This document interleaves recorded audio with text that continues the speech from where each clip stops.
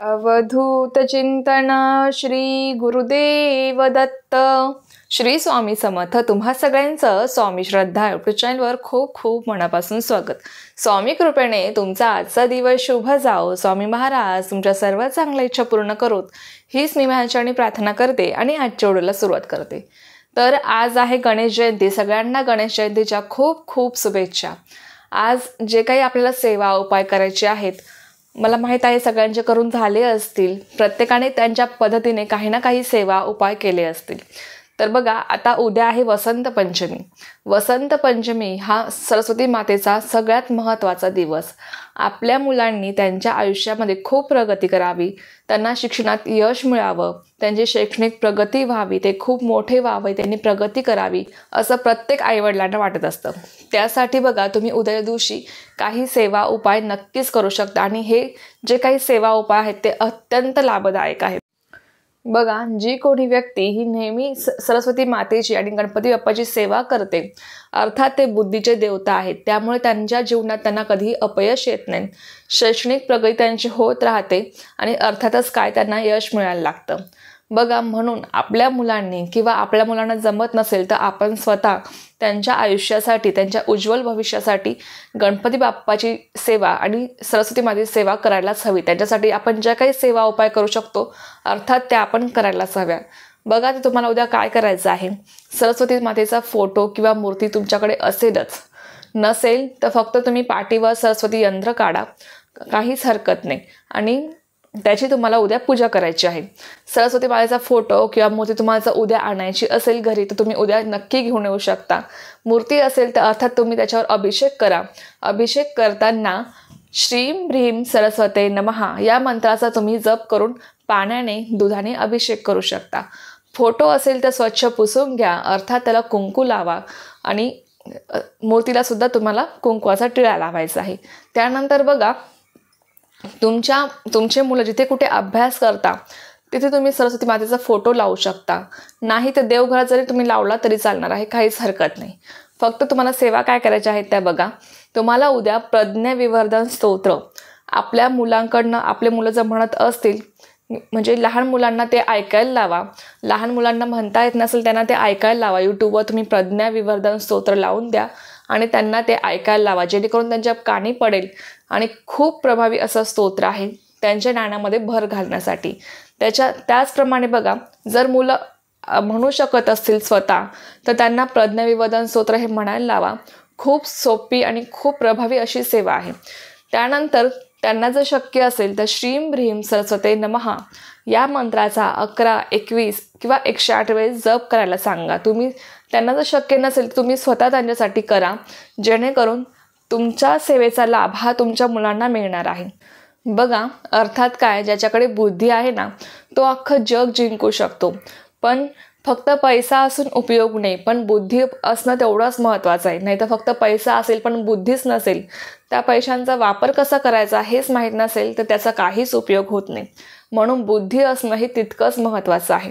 आणि बुद्धी, ज्या व्यक्तीकडे बुद्धी आहे तो अख्खं जग जिंकू शकतो. तो त्याच्या जीवनामध्ये काहीही करू शकतो. तो अर्थात त्याची काय प्रगती होत राहते. तसं पाहिलं तर प्रत्येक व्यक्तीची बौद्धिक क्षमता ही वेगवेगळी आहे. पण आपण प्रयत्न करायला काय हरकत आहे. आपण प्रयत्न करून काही सेवा उपाय करून अर्थात आपण त्यांच्या ज्ञानामध्ये भर घालू शकतो. आपल्या मुलांच्या असो, आपल्या असो, ज्ञानामध्ये आपण भर घालू शकतो. त्यांची प्रगती कशी व्हावी असं प्रत्येक आईवडिलांना वाटतं की माझ्या मुलांची प्रगती व्हायला पाहिजे, ते त्यांच्या आयुष्यामध्ये त्यांनी खूप प्रगती करावी, ते खूप मोठे व्हावे असं आपल्या प्रत्येक आईवडिलांना वाटत असतं. त्यासाठी आपण निश्चितच काही सेवा आणि उपाय करू शकतो.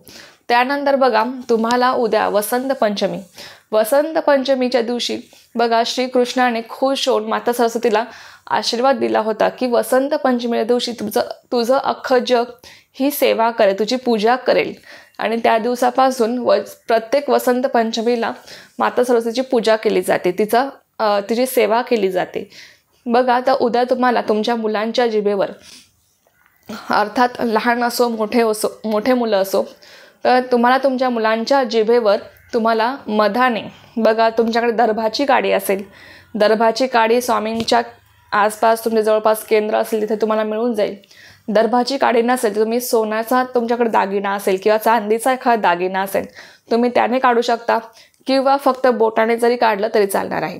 तर तुम्हाला मधात सोन्याची चांदीची काडी बुडवून किंवा बोटाने तुम्हाला मुलांच्या जिभेवर एम शब्द काढायचा आहे. एम. बघा, एम हा सरस्वती मातेचा मंत्र आहे आणि तो तुम्हाला तुमच्या मुलांच्या जिभेवर उद्या दिवसभरात तुम्ही कधीही काढा, सकाळ दुपार संध्याकाळ काहीच हरकत नाही, जेव्हा तुम्हाला वेळ मिळेल तेव्हा तो एम शब्द तुम्हाला काढायचा आहे. अर्थात मुलं मोठे असतील ऐकत नसेल तर ठीक आहे, पण लहान मुलांच्या जिभेवर उद्या एम शब्द काढायला विसरू नका. हा उपाय अतिशय प्रभावी आहे. दर महिन्याच्या पंचमीला तुम्ही हा उपाय आपल्या मुलांसाठी करू शकता. त्यांच्या जिभेवर दर महिन्याच्या पंचमी जेव्हा येते तेव्हा तुम्ही त्यांच्या जिभेवर एम हा शब्द तुम्हाला मधाने काढायचा आहे. खूप प्रभावी असा उपाय आहे. तुम्हाला याचा परिणामसुद्धा खूप चांगला दिसून येईल. त्यानंतर बघा, तांदूळ घ्यायचे ताटामध्ये. ते पांढरे तांदूळ घ्यायचे आणि ते तांदूळ ताटामध्ये पसरवून द्यायचे आणि तुमच्या मुलांना त्या तांदळावर बोटाने तुम्हाला ओम ॲम श्रीम, ओम ॲम श्रीम हे 3 अक्षरं तुम्हाला काढायला लावायचे आहेत. तुमच्या घरामध्ये 2, 3, 4 मुलं असतील तर एकाचं काढून झाल्यावर परत ते तांदूळ परत सारखे करून द्यायचे, परत दुसऱ्याला काढायला लावायचं, परत ते तांदूळ सारखे करून परत तिसऱ्या मुलाला काढायला लावा. अशापर्यंत तुम्हाला त्यांच्याकडनं हा उपाय, ही सेवा जी काय आहे ती तुम्हाला करून घ्यायची आहे. नंतर ते तांदूळ तुम्ही तुमच्या धान्यामध्ये टाकू शकता किंवा ब्राह्मणांना तुम्ही दान करू शकता. त्यानंतर बघा, तुम्हाला उद्या सरस्वती मातेचा उद्याचा दिवस, जेवढी तुम्ही जास्तीत जास्त सरस्वती मातेची सेवा करणार तेवढं जास्तीत जास्त तुमच्या मुलांना तुम्हाला फळ मिळणार आहे.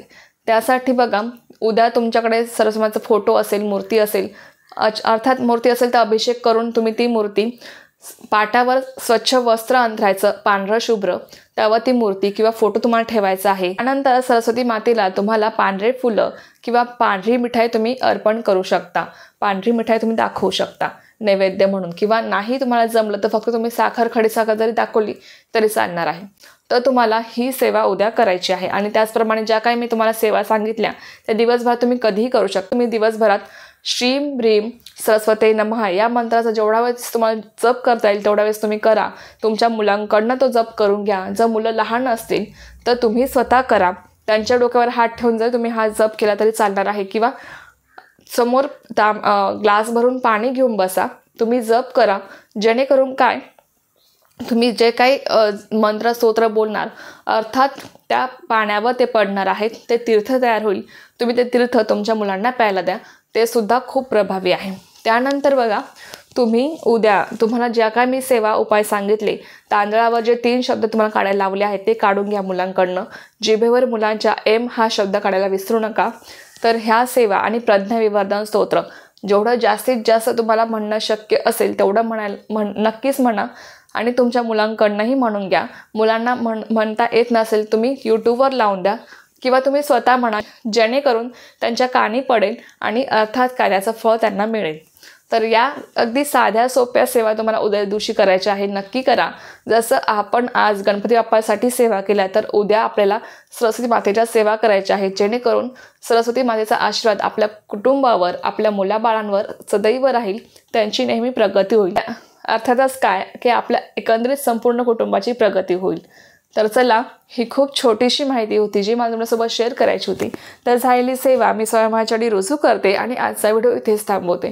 तुम्हाला जर ही माहिती आवडली असेल तर व्हिडिओला लाईक, शेअर, सबस्क्राईब करायला विसरू नका. पुन्हा भेटूया अशाच एका नवीन व्हिडिओसोबत किंवा नवीन विषयासोबत. तोपर्यंत सर्वांना श्री स्वामी समर्थ. जय जय स्वामी समर्थ.